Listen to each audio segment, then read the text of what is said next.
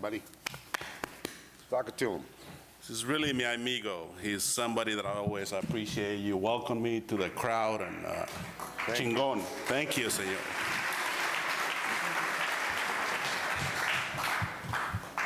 Buenos días a todos. I'm no special kid. I'm just a really blessed individual that it's been able to accomplish quite a bit of things in a short period of time with the help of many that are presently here. I'm not a genius. I'm really blessed, once again, having help from many, many, many people in this community. 6 years ago, I was right here. I was sitting down there, really worried about what I was gonna do with my 12,000 strawberry plants that I had planted. How am I gonna sell my strawberries? And there was a man here that, after the workshop, got up and said, Javier, when you're ready with those strawberries, come and see me. That was David Benson from Briar Patch up on the foothills. And we have a 5-year relationship, and they're probably one of the biggest buyers now for JSM Organics.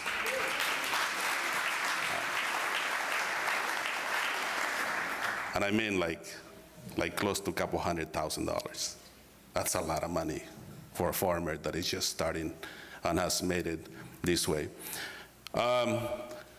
I obviously come from Michoacan, Mexico. I was blessed to come to the United States and landed in a really good neighborhood close to Redondo Beach, California, where people forced me to start learning a little bit of the language. I'm still working at it, but I think I can get away, I can get around okay. Español, chingón, todo lo que quieran, aquí estoy. And then, we'll talk about these things, but understanding the language and getting around, it's something that you must have around you, whether yourself can do that or a kid that works for you, or it's your son, your daughter, can be very beneficial. And this goes both ways. If you only speak English and you need somebody to speak Spanish, you must have somebody that can help you bridge the gap of language barrier. In this country, I think many of the issues, if we were able to communicate better, we probably wouldn't have all this political scenario that is going on that really freaks everybody out, especially my community. It's scary.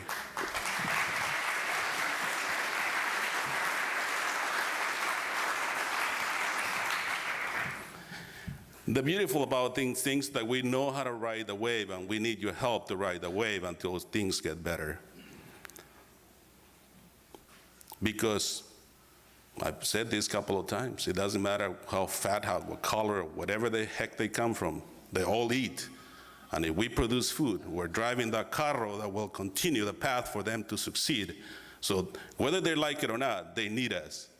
And we know here really, really well that we have to do our very best to make sure that the few that are here, we make them feel comfortable so they can ride the wave and continue having and producing food for ourselves and the people that don't get involved in farming. So I'm not a politician, but I sound like one. I don't know why, chingon. I just have that in my heart. To me, sharing things is the #1 thing. It's so hard to make it happen. It's so freaking hard to make a business succeed when it comes from the ground, whether it's a financial help. Oh, excuse me, that was my queso that I ate from Didi, cheese. It flew out of my mouth. By the way, that's some chingon queso. I want to come and have some of that cheese. I thought I had Grillo. Grillo is my foreman. I call him Grande Queso. I cannot get him to come out here. I took him to Santa Rosa for the Heirloom Expo, and he loved it. You'll probably see a picture. Anyway, it's always a must. You have to give back to that community. Sometimes people go, Javier, when do you heck have that time to farm? You're always going to different places and trying to help others.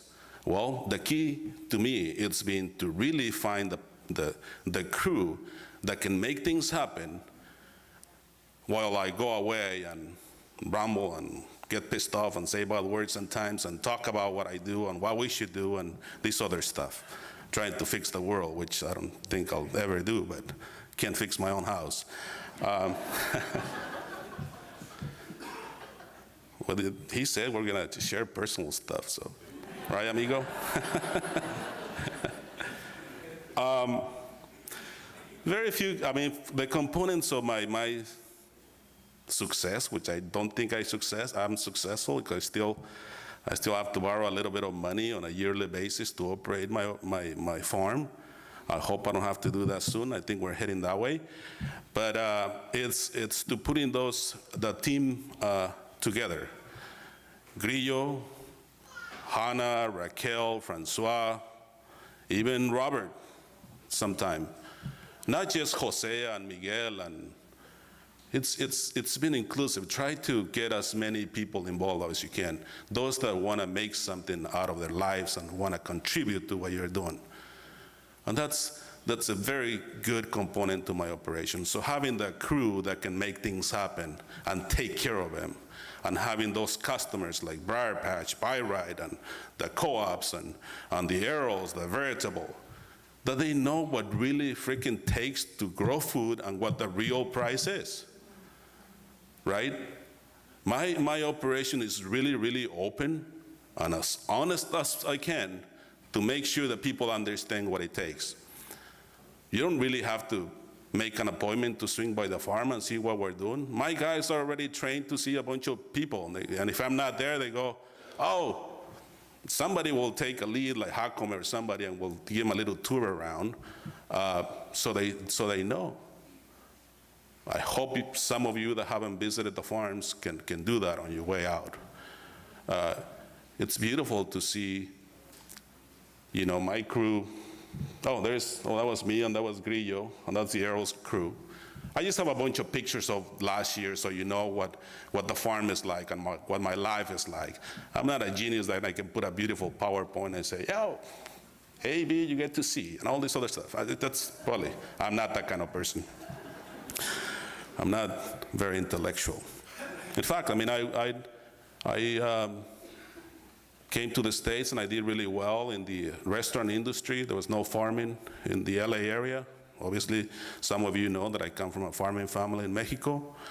But then, you know, the housing crisis took me and my family by the rear, and we ended up coming up north, which is good, and forced me to actually go and get my GED, and then went to college at 43 years old.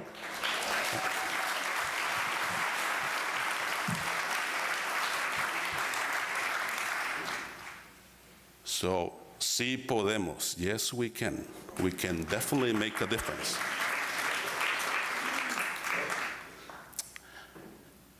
Along the way, I went to Delta College in Stockton because we live in Tracy, but then in 2011, I came to the Watsonville area and started going to Cabrillo College. And then I learned about ALBA. And then when I went to the ALBA program, I started. ALBA, it's a nonprofit in Salinas that grows organic farmers. Nonprofit, really good. I'm now on the board. I gotta give back. I started networking. In fact, in 2012, when my first EcoFarm conference, ALBA gave me a scholarship. I came in here from Wednesday through Saturday. They pay for it. And since then, this is my vacaciones. This is my vacation on a yearly basis. This is where I can get away and see some of you that I've seen for quite a few years and get to know some others that will do good things in the future and that I can probably relate to, especialmente los jóvenes que vienen de ALBA, especially the guys that are coming out of ALBA. It's a challenge. But it's doable. It's not easy. Nothing's easy. Getting up in the morning, it's difficult. And nobody's gonna do it for you. But you can you can do it yourself, and you can get others to help you out. It is possible to do it. Don't look at me like, oh, he's some sort of genius or God. Hell no. Just a guy that has a passion of taking care of the soil, taking care of our natural sources, taking care of the people that are caring for that, people that are growing food and making a difference. That's my passion. My passion is not to be driving a Tesla or anything that makes me think that, oh, I did buy some new boots because I was going to hear.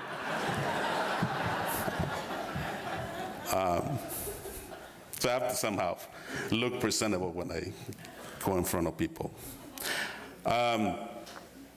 So the crew, it's essential, making sure that you take care of them. Some of you know that I pay them as much as I can. I pay them wages that they can live on. They can pay the rent. They can take some time off, that they can build a house in Mexico if they wish to, that they can care they can care for families that depend on them working. So I feel very proud of that.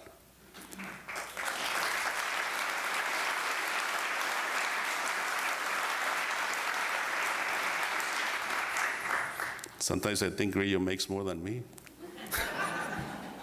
Seriously. I see a $1,000 check on a week. I'm like, what the heck? That's a lot of money. But that makes me very happy. And most of my customers know that. My customers know that they're not going to be asking me to sell a box of strawberry for $11 or $12, because that wouldn't be sustainable.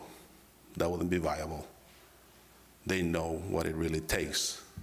I don't want to sell it for 40. Well, I did a few days ago because there were no strawberries, but they know that what we need to continue producing food. So I really appreciate you guys getting on board and understanding what reality is. And the reality is that not, look at that, ooh, my God. I grew the pumpkin in one of my ranches. When I went to the Heirloom Expo, the guy that grows a lot of giant pumpkins gave me some seeds. And then I went to a giant pumpkin auction in Lodi, and I purchased some seeds, and I got some of those. So that's really good. Going back to the business, why am I successful? I'm not successful. I'm just somebody that enjoys what I do, and I have really good people kicking ass, and they help me do it. That's it. That's it.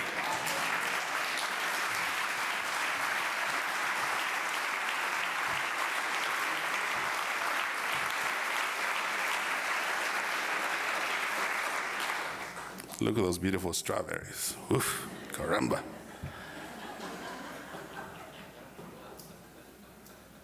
From the very early on, I wanted to make sure that I had my own label, that I wanted to invite as many people as I wanted, or as many as wanted to come to the farm to see what we do.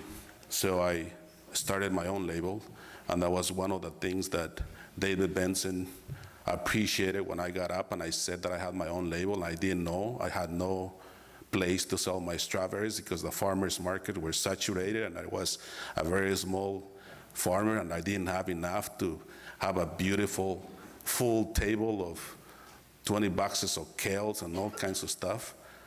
It was very hard, and the associations didn't even want to deal with me because I was too small. I'm sure a lot of you relate to that. Somehow, and in the future, we have to fix that.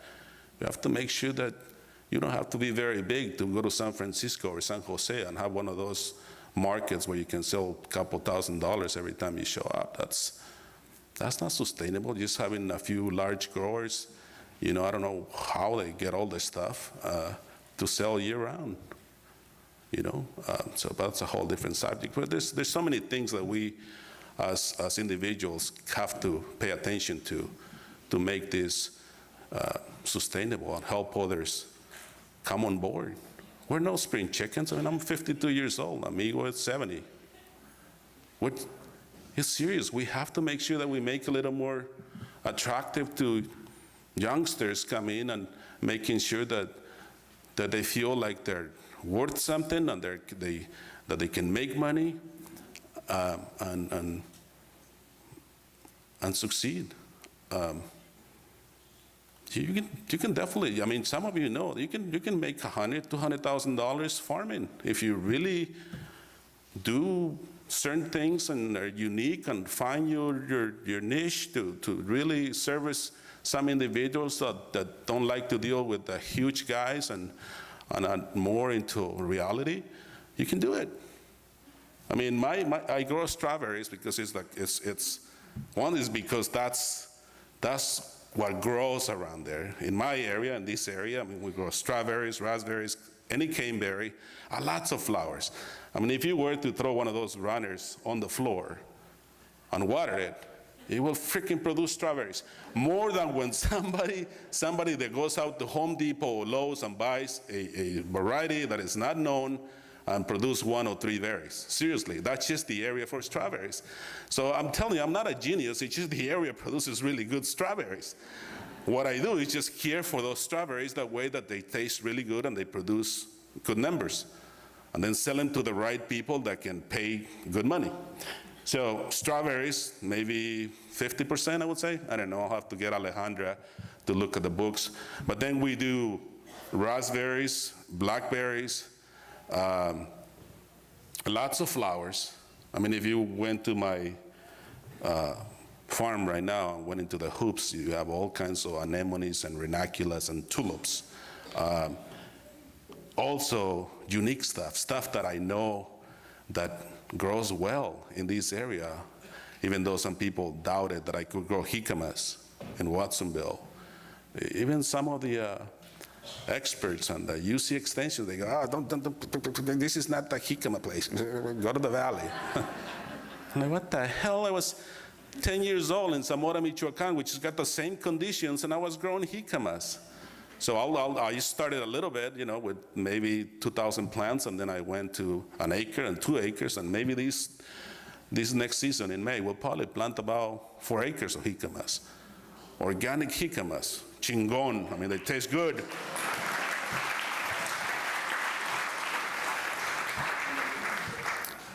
Proteas and those things that grow in Southern California. I mean, I'm really close to Aromas, and it's got those rolling hills, and it's got those areas that have a microclimates. I mean, we have avocados. I just planted 200 trees of avocados.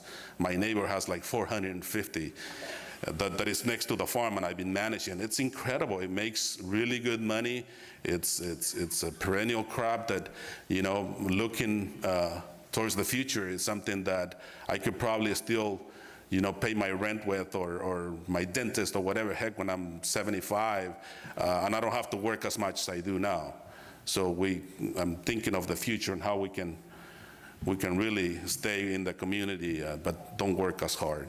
Don't work like a maniac right now, like 7 days a week. I mean, the ones that know me, I mean, I made this happen because I'm not getting up at 7 in the morning and going home at 4:30. It's like freaking, I'm getting at 4:30 in the morning and going home at 10, 11 p.m., and that includes Sundays. That is correcto. So if you want to make it happen, you got to get on. You got to get it on. You got to make sure that you put in the hours and the sweat. 2011, I got 1.5 acres. In 2012, I got that certified organic, and that's where I started my strawberries and my cilantro, my kale, my parsley, and these other things that I wanted my farmer's market table to look beautiful. A year later, I got 2 acres from ALBA. The same year, I got 4 acres from somebody else that was doing some tractor work in Aromas. The following year, I got 18 acres. The third year, I got 30 acres, and obviously hiring more people. And last year, we were able to buy my ranch, a 200-acre ranch in close to Las Lomas.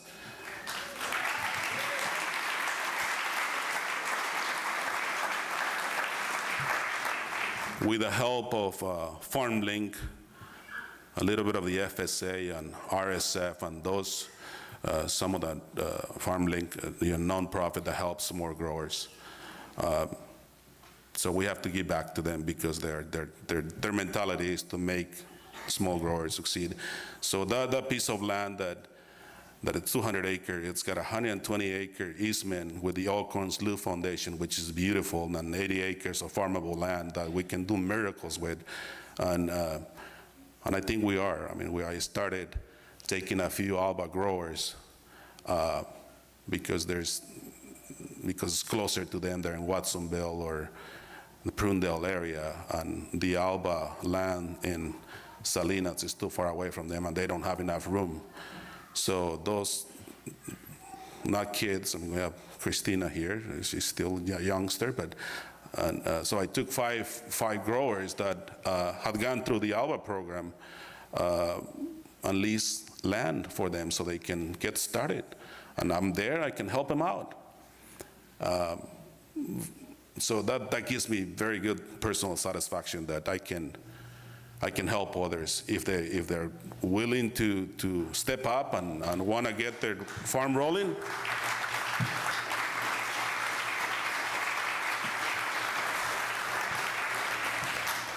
Four minutes left. Ay, cabrón. I was so nervous. I'm like, I was looking at Didi. I'm like, am I going to be there for 25 minutes? What am I going to say? But anyway, it's so easy to get up here and talk about what you do and looking at you and see how enthusiastic you are and how beautiful you are in order to make this shit succeed. I mean, we need you. We need EcoFarms. We need this kind of mentality that can make this sustainable, that can make this succeed. So let's push. Let's make sure that we keep doing this, that we keep getting a little more diversified. I'd love to see a little more brownish here and a little more. I mean, it's time.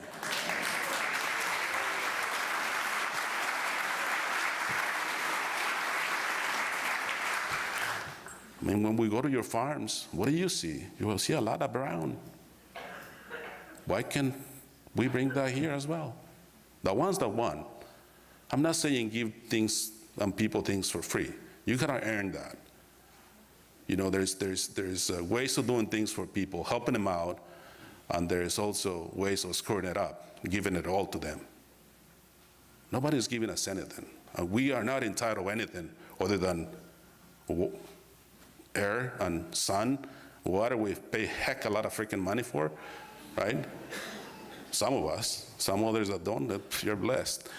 So, come on, let's get down to reality and let's understand who the players are and how can we get some of those players up to par and help them out. Thank you so much for helping me come up and step up. I'm not a genius. It's you and my workers that have made this happen. It's not me. It's a bunch of people making it together. And that's one of the things that I keep telling my crew. Without you, I could just stay home and do my half acre, be comfortable, but I'm not gonna go far. I'm not gonna make an impact on that community. You need me, I need you, you need me because I can go out and tell people what you are doing to sell it and make your life a lot easier. So that's something that I tell them, so they don't think that I'm entitled to everything. He's not gonna fire my ass, that's not it. You don't do what we're supposed to do as a team, you're gonna go, or the other ones will make sure that you go away. So let's not do everything for free to them. We're not entitled to anything, but we can help, we can contribute to make it successful. We know that. And I'm really blessed that I can come up here and talk about what has happened to me, and I can go somewhere else. People are asking me to go to different places and talk about my story. And I'm not really afraid or shy to say the things. I'm not. You know, 40 years ago when I was in middle school and they asked me to come up and talk about the bones that we have or talk about the periodic table, I felt like I wanted to poop and I was crying. Now I know we all poop. So, what the heck, right? Muchísimas gracias. I hope You have a great time here. Let's keep doing it. I really, really thank you for what you helped me achieve.